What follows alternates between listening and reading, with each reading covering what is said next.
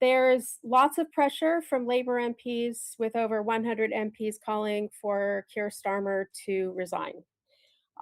So there is a lot of talk that he will be resigning on Monday, but there is nothing concrete. Trump was reported in the UK media about 2 hours ago as having said that he would resign over migrant and military issues, and also pointing out that Trump hasn't spoken to Keir Starmer in several days, which I think solidifies his position as troll in chief. Um, so I just want to tell you what the process is. So Starmer is on the ballot as the leader of the Labour Party in any leadership vote unless he resigns. So if he resigns, he's not even in the race. Each candidate must have a backing of 20% of the Labour MPs. There are 403 total, so that's about 80 MPs that you'd have to have the backing of. And the current list of contenders are Andy Burnham, who is now an MP, and I guess now former mayor of, former mayor of Manchester.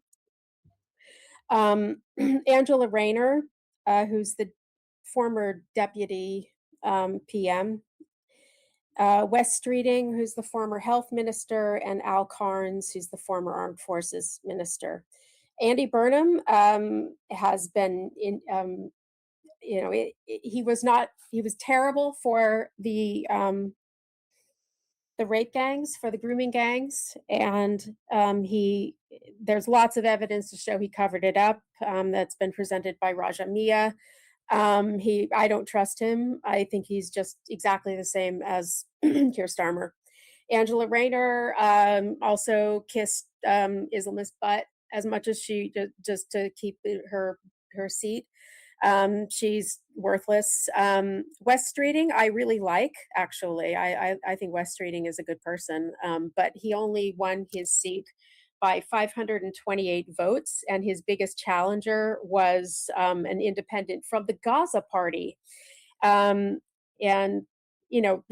now I was sort of thinking, well, maybe if you were a PM, then he could like deport all of those people out, of his constituency. But I think that would be a very, very mass deportation that I don't think even he could manage. So I don't know if that would be happening. I think he would be more uh, probably doing what they tell him to do. The only person that I think on that list that I would be happy with, maybe, because I'm definitely not getting a general election, is Al Carnes, who's the former armed forces minister, who went on record as saying that the Labour Party, every meeting was about taxing people more to pay for benefits. And so people kind of like him a lot for being that honest about what the Labour Party is about anymore. They're not about labor; they're about benefits. So, um, so anyway, if they have the vote, um, so a leadership vote amongst Labour Party members. It's a postal vote, and they rank them from, if there's five of them, there's 1 to 5, and then the person that wins has to have 50% of the vote. So just to point out the hypocrisy of them choosing another PM, um, is that every prime minister questions from Keir Starmer, they were saying, for the Labor, from the opposition, they would be pointing out how it was ridiculous that they weren't having a general election, that um, the Conservative Party membership was essentially choosing the PM, and they did it twice. So Boris Johnson had a general election, which he won, and then after that, Liz Truss was chosen by Tories, and then Rishi Sunak was chosen by Tories, and they got just attacked constantly for this. And if they pick the next PM, they're all hypocrites. It's absolutely ridiculous. So that's what's going on. Maybe he'll resign, maybe he won't. It isn't like anybody should be celebrating or anything. All of them suck. They're all terrible. They're all going to be party line. They're all going to be taxing everybody to pay for benefits. They're all going to support covering up any kind of inquiry into the grooming gangs. They're not going to do anything about migrants coming on boats because it's all a scam. It's all a money making scam for them. They get in the people, they put them in the hotels. The people in the hotel make the money. They give them our money to pay for those hotels. Um, and it then those people vote for them. It is just it's a money making scam, and it keeps them in power, and they couldn't care less about anybody getting attacked or stabbed or raped. They don't care. So until they have a general election, um, nothing changes. Sorry. Did you say, or did I misheard? Did you say the Gaza Party at some Yeah, well, point? they Huh? call them the Gaza Party. They call them the Gaza Party because Okay. it's just, it's basically just an Islamist who cares more about talking about Gaza Okay. than, fixing potholes. It's a Gotcha. joke, and and everybody sees it as just, why are we talking about another country when you're an MP for this constituency? And I can't imagine being one of their constituents. They're supposed to serve you as a constituent, not be sitting there talking about another country. They're an absolute joke. Given the motivations, there doesn't seem to be any way. There's too much motivation. I mean, I could see how this works. You have control over taxpayer money. You use it to bring in and support people who will you tax people. You bring in people who are going to vote for them, and you increase your power by bringing in more and more people and supporting people who are going to vote for your party. How do you even break that chain? Well, I think it's when you essentially do run out of money, and they are out of money. It was very, I can't remember what month it was, but it was it was the last sort of the budget. Um, the last budget, it actually showed that more was going into benefits, into the welfare system, than what was taken in taxes. And that's unsustainable, totally and completely unsustainable. They and anybody with two brain cells to rub together would be able to see that. So it is unsustainable. If they're having meetings about, oh, can we tax that? Can we tax that? You don't just get to decide to tax. You have to have some justification. I mean, that at least we have here. You don't just tax people because you feel like it. So But there is a limit to what they can get away with. but they're not running out of money. Everybody's like, isn't the country's running out of money, right? Yes, there is no money Okay. to pay. There is no money. They do not have money to be paying these benefits. So But it by then it it's already too late anyways, because they're already in. You already have your voter base, and they're gonna have more kids. Yeah, well, that's the reason why people like Rupert Lowe are saying that the next election is the most important election. And he's right. He's absolutely right. Although a lot of people are talking about how I don't think that it's going to take until 2029 to have a general election. I mean, the thing about it is that if you're looking at this is a government that has no money, and they've essentially chased away anybody that had money that would be paying taxes. They're making it impossible to start a business. It's impossible to be an entrepreneur. They are not it. They're not making an. They're not feeding an environment that is going to generate taxes, legitimately collected taxes. So no government wants to preside over that nightmare. So even they you know, aren't going to want to preside over that. So usually, if things are going just completely to hell, you call a general election just so you can get the hell out of office, because it's so much easier to to take pot shots from the opposition dispatch box, but it's not easy to govern, and they are not governing. They are terrible. They're just a joke, an absolute joke. So I mean, I honestly think that they'll call a general election because it will reach a point where they can't make anybody happy. All the people that they promised all these benefits to, they'll be like, well, we can't give those to you, and then those people will hate them.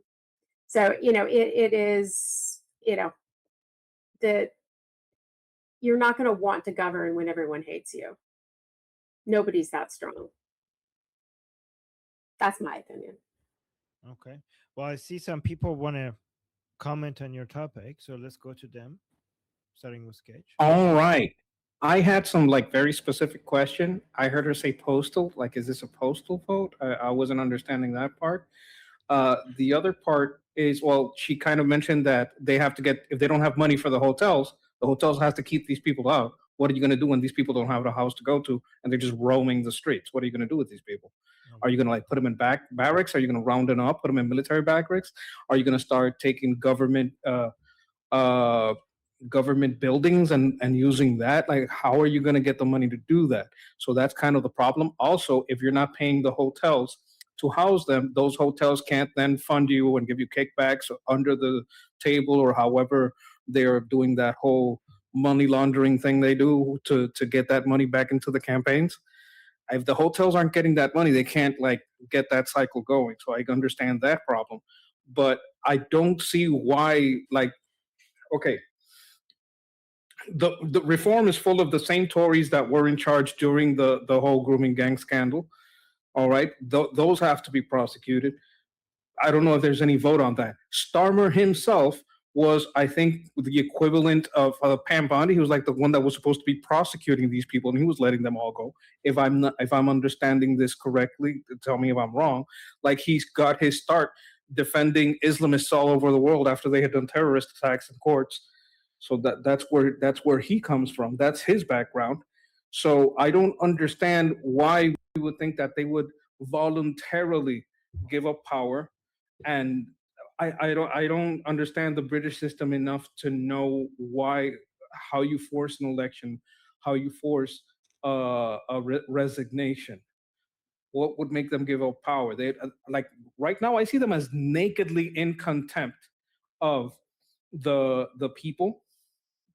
I don't I don't understand why they would resign. People keep I say this because I've been hearing people say, "Oh, he's going to have to resign," for about half a year, right? Like, I watched Sargon of Akkad. He has a program called the Lotus Eaters, and they've been saying this over. Oh no, he has to resign. He has to resign. So my question is like, I mean, if he hasn't done it yet, what would force it now? I think he has to be forced. I don't think he's just going to give it up. This idea that he can't rule while hated, maybe he can. Maybe he doesn't care. Maybe he just hates the people, and if they want to hate him back, he doesn't care. Or same for all labor, right? So I want to understand more about, number one, that why was it postal? You use the word postal. Maybe I misheard it. And number two, how are you going to force these people to give up power? I only see it if through like the normal election, if it can be done sooner, if there is a mechanism in the parliament, like in Japan, they had a person that just called a snap election. Is that what we're talking about? These are kind of my questions. Oh, and on rugby, I do think that the rugby players, because they have shorter shorts, the women like it more because they have very powerful thighs, and that's very, very sexy. I think that's that's where rugby gets an advantage. Okay, that's a lot of questions. So it's just a postal vote. It means that if it's a party, if it's within a party, then that means that you're not going to set up a polling station for just the Labor Party. It has to be a postal vote. So yeah, it just means that all the members vote by mail and they send in their ballots, and that's how it works. In terms of what happens if you close those hotels, that is happening, where they did actually take over a decommissioned base, I think it was an RAF base somewhere in Norfolk or Lincolnshire, I can't remember where they were going to put everybody. What they did in Northern Ireland was they had to close the migrant hotels because of pressure from the people, and then they ended up putting them in the communities, and that's who was in one of those, who almost beheaded a guy. So that it's not helping. They can move them around, and it doesn't matter. They're just garbage, no matter where they are. But okay, so in terms of pushing for a vote, right? So here's the thing: if all of your MPs are not behind you, they're not going to give you the votes you need on any of the things that you want to push forward. So it isn't as if he's a dictator. And what he says goes. If they propose something, they'll need the votes. But if your entire party is saying we don't want you as our leader, you should resign, then they're not going to be working with you. And all of your ministers, if you can get anybody to be a minister, like, see, that's the thing. He can't be picking a cabinet. No one would be everyone. If all of your MPs are against you and they think you should resign, then do you want to be the health secretary? Well, no, I think you should resign. I don't think you should have a cabinet. It makes it so he cannot govern. He can't operate as prime minister. Now, to call a general election, that, quite frankly, you have to have some integrity to do that. Rishi Sunak didn't have to call a general election. He could have stayed in power until the end, until 5 years. He could have done that.